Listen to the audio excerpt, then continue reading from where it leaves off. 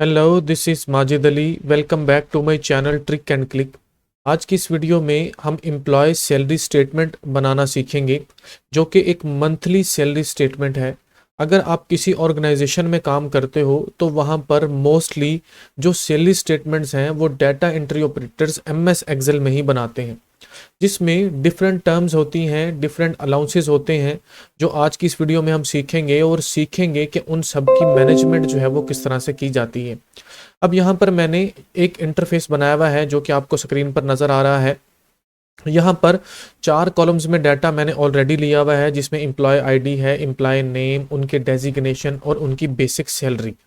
जो भी एम्प्लॉयज़ होते हैं, चाहे वो गवर्नमेंट है चाहे वो प्राइवेट ऑर्गेनाइजेशन में काम करते हैं, उन एम्प्लॉयज़ की उनके स्केल के बेस पर, उनकी डेजिग्नेशन के बेस पर डिफरेंट बेसिक सैलरीज होती हैं, और उस बेसिक सैलरी के बिहाफ के ऊपर परसेंटेजेस होती हैं डिफरेंट, जिसमें डिफरेंट अलाउंसेस ऐड किए जाते हैं। वो अलाउंसेस वेरी करते हैं उनकी डेजिग्नेशन के ऊपर या उनके ग्रेड्स के ऊपर, जैसे गवर्नमेंट सेक्टर में होता है। तो यहाँ पर सबसे पहले हमारे पास है HRA, जो कि है हाउस रेंट अलाउंस, जिसको आप घर का किराया भी बोल सकते हो। उसके साथ है CA, जिसको कन्वेंस अलाउंस बोला जाता है, मतलब आने जाने का जो किराया होता है। उसके बाद MA stands for medical allowance, जो कि मंथली मेडिकल अलाउंस दिया जाता है एम्प्लॉय को, वो है। उसके बाद है SSB, ये एब्रीवेशन है सोशल सिक्योरिटी बेनिफिट का।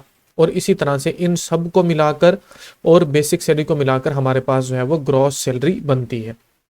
अब ग्रॉस सैलरी वो है जो कि बनती है बेसिक सैलरी और सभी अलाउंसेस को मिलाकर। अब उसके बाद कहानी यूं शुरू होती है कि उस ग्रॉस सैलरी से डिडक्शंस डिफरेंट तरह की परफॉर्म की जाती हैं, जिनमें टैक्स होता है, या जो एनुअली उनको रिटायरमेंट के बाद पैसे मिलते हैं एम्प्लॉयज़ को, जिसको GP फंड बोला जाता है, वो डिफरेंट जो है। उसके बाद जो है वो डिडक्शंस होती हैं ग्रॉस सैलरी से, और फिर नेट सैलरी फाइनली जो कि अकाउंट में ट्रांसफ़र की जाती है एम्प्लॉयज़ के, या उसको इन हैंड दी जाती है, उसको नेट सैलरी बोला जाता है। तो इसको स्टार्ट करते हैं। सबसे पहले HRA, जो कि हाउस रेंट अलाउंस, मोस्टली ये बेसिक सैलरी के ऊपर परसेंटाइल बेस भी होता है, मतलब परसेंटेज भी होती है स्पेसिफिक, या ये फिक्स भी होता है। जैसे आप बोल सकते हो CEO का फिक्स है, COO का फिक्स है, ग्रेड वाइज फिक्स है। तो हम क्या करते हैं, बेसिक सैलरी का 4% यहाँ पे निकाल लेते हैं, उसके इक्वल टू का साइन लगाते हैं। बेसिक सैलरी को हम मल्टीप्लाई करेंगे 4 से और डिवाइड कर देंगे 100 पर। इंटर को प्रेस करेंगे तो ये देखिए हमारे पास HRA काउंट हो जाएगा, मतलब बेसिक सैलरी का 4% हमने निकाला। सिंपल इस फार्मूला को नीचे पेस्ट कर दें तो बाकी सभी एम्प्लॉय का जो HRA है वो काउंट हो जाएगा। उसके बाद कन्वेंस अलाउंस है, मतलब आने जाने का खर्चा, तो वो हम फिक्स ही कर लेते हैं 5000। बाकी सभी एम्प्लॉयज़ के लिए भी, CO के लिए भी, एडमिन ऑफिसर, जितने भी ऑफिसर्स हैं उनका हम फिक्स कर लेते हैं। तो ये मैंने यहाँ पर फिक्स कर दिया। उसके बाद है मेडिकल अलाउंस, तो मेडिकल अलाउंस हम करते हैं 15% इक्वल टू का साइन लगाएंगे। हम बेसिक सैलरी को मल्टीप्लाई करेंगे 15 से और डिवाइड कर देंगे 100 पर। इंटर को प्रेस करेंगे तो हमारे पास मेडिकल अलाउंस कैलकुलेट होकर आ जाएगा। सिंपल इस मेडिकल अलाउंस को हमको पेस्ट कर देना है बाकी सभी सेल्स में, तो बाकी जितने भी इंप्लॉयज़ हैं इस कंपनी के, उनका मेडिकल अलाउंस कैलकुलेट होकर हमें मिल जाएगा। नेक्स्ट है SSB, जिसको सोशल सिक्योरिटी बेनिफिट भी बोला जाता है। इसकी भी डिफरेंट परसेंटेज है, ये वेरी करता है organisation to organisation, company to company. तो समझने के लिए हम यहाँ पर 10% इसका SSB निकाल लेते हैं, इक्वल टू का sign basic salary multiply by 10/100। तो हमारे पास जो है वो 10% कैलकुलेट हो जाएगा। सिंपल इसको नीचे आप पेस्ट कर दीजिए, SSB कैलकुलेट हो गया। अब बारी आ जाती है ग्रॉस सैलरी की, जो बहुत ही सिंपल है। हमने बेसिक सैलरी में सभी अलाउंसेस को ऐड करना है, हमारे पास ग्रॉस सैलरी कैलकुलेट होकर आ जाएगी। तो यहाँ पर हम सिंपल सा फार्मूला लगाते हैं। फार्मूला को सिंपल हम Alt प्लस इक्वल टू को प्रेस करेंगे तो भी ये फार्मूला अप्लाई हो जाएगा। शॉर्टकट की को मैंने प्रेस किया तो ऑटोमेटिकली ये देखिए ये फार्मूला अप्लाई हो चुका है।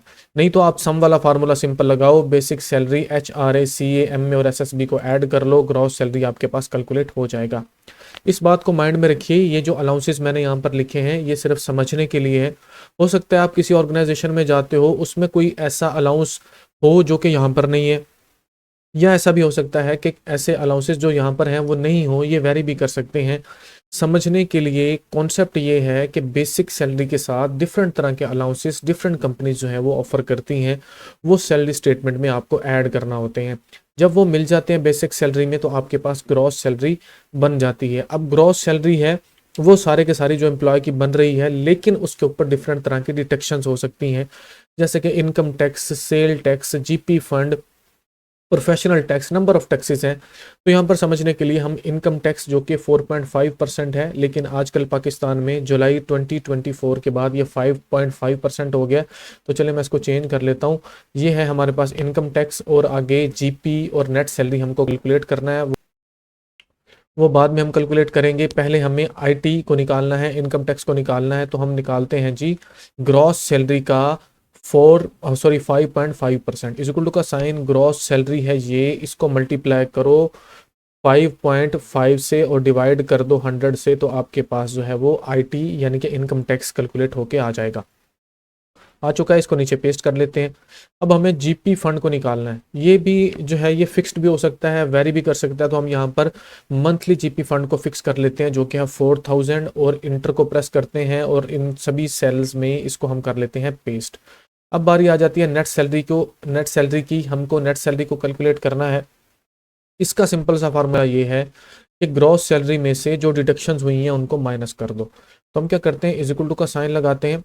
सबसे पहले ग्रॉस सैलरी माइनस इनटू ये जो हमारे पास डिडक्शंस हैं इनको हम कर लेते हैं सम। तो ऐसा हुआ जी, इन दोनों को सम करके हमने माइनस कर दिया ग्रॉस सैलरी में से। तो ये हमारे पास नेट सैलरी जो है वो कैलकुलेट होके आ गई सभी इंप्लॉयज की। सिंपल। हमको नेक्स्ट टाइम नेक्स्ट मंथ के लिए हमको सिर्फ बेसिक सैलरी को ऐड करना है, ऑटोमेटिकली नेट सैलरी और वो सारी चीज़ें जो है वो ऑटोमेटिकली कैलकुलेट हो जाएंगी। अभी हमको टोटल इंप्लॉयज़ को काउंट करना है, क्योंकि मैं यहाँ पर समरी को लेकर आना चाहता हूँ। इक्वल टू का साइन लगाते हैं और लगाते हैं जी काउंट ए, टैब को प्रेस किया और जितने भी इंप्लॉयज़ हैं उसको हम यहाँ पर ड्रैग कर लेते हैं, एंटर को प्रेस करते हैं, तो टोटल इंप्लॉय का काउंट हमें मिल गया।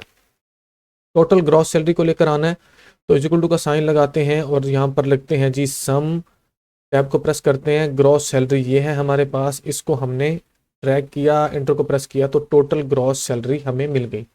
अब हमें टोटल डिडक्शंस को लेकर आना है। तो हमें आईटी और जीपी फंड को हमें सम करना है, या तो आप नीचे सम करके यहाँ पर ले आओ, नहीं तो सिंपल इक्वल टू का साइन लगाते हैं, सम, टैब को प्रेस करते हैं, पहले सम कर लो जो इनकम टैक्स है उसको, फिर उसके अंदर आप फिर से ऐड करो क्या सम किसका, नेक्स्ट जो आपके पास जीपी फंड है इसको ऐड कर लिया। सिंपल सी लॉजिक है, एंटर को प्रेस करो तो आपके पास टोटल डिडक्शंस आ गई। और नेट सैलरी आपने कितनी दी है, तो इक्वल टू का साइन लगाओ, सम को लगाओ, टैब को करो प्रेस, और ये है जी नेट सैलरी। सिंपल इसको ड्रैग करो, राउंड ब्रैकेट क्लोज और इंटर। तो ये देखिए हमारे पास पूरी इंप्लॉय सैलरी शीट भी रेडी हो चुकी है। उसके साथ साथ जो है हमारे पास एक प्रॉपर, आप बोल सकते हो जो पूरे की पूरी समरी है पूरे मंथ की, वो भी हमें कैलकुलेट होकर मिल गई। तो उम्मीद करता हूँ वीडियो आपके लिए बहुत हेल्पफुल होगी। वीडियो को दूसरों के साथ शेयर ज़रूर कीजिएगा, लाइक ज़रूर कीजिएगा, चैनल को सब्सक्राइब ज़रूर कीजिएगा। मिलते हैं नेक्स्ट वीडियो में। Thank you so much.